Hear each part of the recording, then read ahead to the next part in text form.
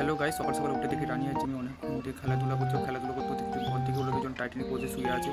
রানি আর Jimmy Titanic pose দেখে JoJo খুব রাগ করেছিল, তার জন্য ও পুরো রাত্রে মদ খেয়ে দুই ঠ্যাং তুলে গামলার মধ্যে শুয়েছিল অনেকক্ষণ ধরে।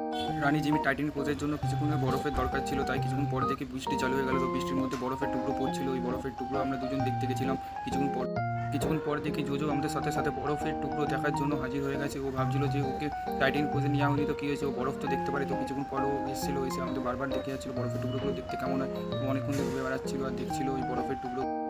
এখানে ওরা তিনজনে খাবার টাইম হয়ে গেছিলো, তার জন্য আমাদের খাবার তৈরি করছিলাম। তখনই ওরা তিনজন আমাকে এমনভাবে ধরে রাখলো যেন গত 3-4 বছর ধরে ওদের কোনো কিছু খাবার দাবার দেওয়া হয়নি, ওরকমভাবে আমরা ধরে রেখে। তারপরে মা আমাকে কটা AK-47 গুলি দিয়ে গেছে যে আমি এখানে বসে বসে রিলোড করবো। আর ওদের আমি ডাকলাম যে AK-47 গুলিগুলো দেখানোর জন্য। তো আমি একে একে ওদের দুজনকে গুলি দেখানোর জন্য ছেড়ে দিলাম। ওরা সঙ্গে সঙ্গে মুখের মধ্যে করে নিল AK-47 গুলিগুলো।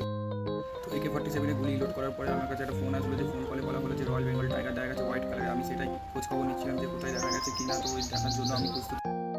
তো রানি আর জোজোকে আমি দুজনকে বললাম যে একটা সাদা কালারের রয়্যাল বেঙ্গল টাইগার গেছে। তো ওরা দুজনেও শুনে ওটা উৎসাহ দেখালো যে রয়্যাল বেঙ্গল টাইগার ওরাও দেখতে চাইছে। আমি তখন বললাম কে কে যাবে চলো। তো রানি আর জিমি দুজনই বললো যে ওরা দুজন মিলে যাবে। তখন আমি ভাবনা চিন্তা করলাম যে দুই বাইকের মধ্যে সবার জায়গা হবে না, তার জন্য আমি রানিকে বললাম যে রানি ঘরে থাকতে আমি একমাত্র জোজোকে নিয়ে যাবো। জোজো তখন উৎসাহ দেখালো যে জোজো যাবে, রানিকে আমি ঘরে পাঠিয়ে দিলাম। জোজোকে নিয়ে আমি বেরোবো বলে সিদ্ধান্ত নিলাম। জোজোকে মিথ্যা কথা বলে আমি এখানে সমুদ্র ধারে নিয়েছিলাম রয়্যাল বেঙ্গল টাইগার দেখা বলে। আমাদের এখানে পাশে এখানে এসেছিল রয়্যাল বেঙ্গল টাইগার একটা সাদা কালারের। তো অনেক দর্শক এসেছিল এই সাদা রয়্যাল বেঙ্গল টাইগারকে দেখার জন্য। আমরাও দেখতে গেছিলাম রয়্যাল বেঙ্গল টাইগারকে।